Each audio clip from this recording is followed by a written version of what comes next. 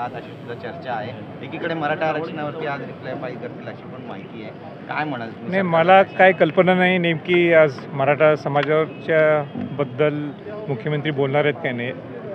माझं एक थोडं काम होतं एका मंत्री महोदयांच्याकडे म्हणून मी आलो आहे. पण जर चर्चा होत असेल तर आनंदच आहे, स्वागतच आहे. माझं इतकंच म्हणणं आहे की या गरीब मराठा समाजाला न्याय मिळायला पाहिजे. हा मराठा समाजाचा विषय ऐरणीवर आलेला आहे. कालसुद्धा दिल्लीमध्ये सर्व खासदारांना घेऊन कशा पद्धतीने आरक्षण टिकवता येईल या दृष्टिकोनातून ते सगळं संभाषण झालेले, त्या पद्धतीची बैठकसुद्धा झालेली आहे. आणि म्हणून मी राज्य सरकार आणि केंद्र सरकारने सुद्धा व्यवस्थित पावलं टाकावेत जेणेकरून हे मराठा समाजाचं आरक्षण टिकेल. जातनिहाय जनगणनेबद्दल तुमचं काय म्हणणं आहे? कारण माझा पूर्ण सपोर्ट आहे. ज्या पद्धतीने बिहारचं जात निहाना झालेली आहे त्या पद्धतीने महाराष्ट्रात सुद्धा व्हायला पाहिजे, इतर राज्यात सुद्धा तसेच ह्याच्यापुढे ते सुरू होणार. कारण का प्रपोर्शनेट टू पॉप्युलेशन लोकसंख्येच्या आधारे सगळ्यांना त्याचा न्याय मिळायला पाहिजे. मग ते मराठा समाजाचा विषय असेल, ओबीसीमध्ये असेल, किंवा ओबीसीमध्ये सुद्धा थकथक आहे की आम्हाला आरक्षण मिळत नाही, आम्हाला आरक्षण असलं तरी आम्हाला त्याचं युटिलायझेशन होत नाही.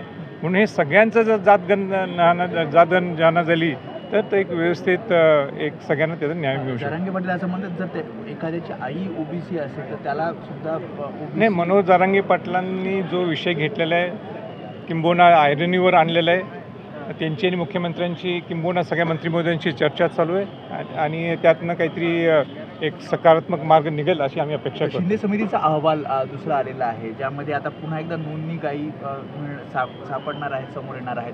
तुम्हाला काय वाटतं यानंतर कुठला पर्याय समोर येईल? कारण 24 तारखेचं एक अल्टिमेटम जरांगे पाटलांनी नाही, म्हणून आपण वेट अँड वॉच ठेवू. आता आज मी अजून तो जो काय शिंदे समितीचा जो अहवाल मी वाचलेला नाही आहे किंवा माझ्या कानावर आलेला नाही आहे.